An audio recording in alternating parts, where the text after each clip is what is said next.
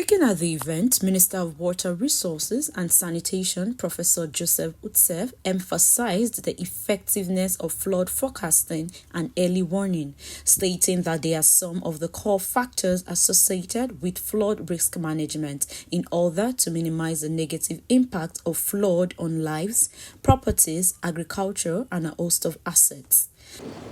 Flood has been the most frequent natural disaster in Nigeria, with devastating impacts on the poor and the vulnerable populations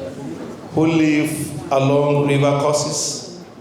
and are dependent on the productivity of the river ecosystem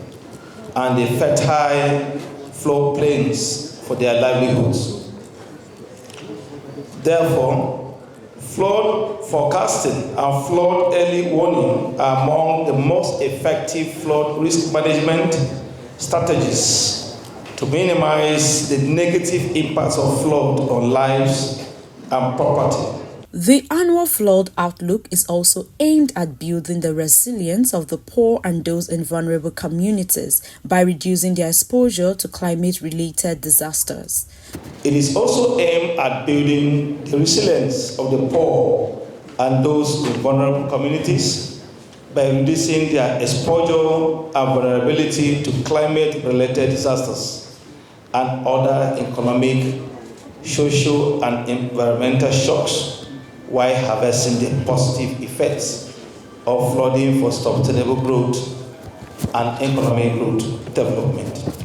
On his part, Minister of State for Water Resources and Sanitation, Bello Goronyo, expressed optimism in the 2024 annual flood outlook to create the awareness to the people needed to promote resource planning and sustainable socio-economic development through adequate flood risk mitigation and efficient water resource management. That this year's annual flood outlook, AF4, which is tailored towards effective management of flood risk,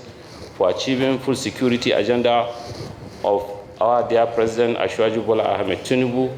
in our dear nation will create the much needed awareness for promoting resource planning and sustainable socio-economic development through adequate flood risk mitigation strategies and efficient water resources management. Sharon Ajay reporting for Global TV News.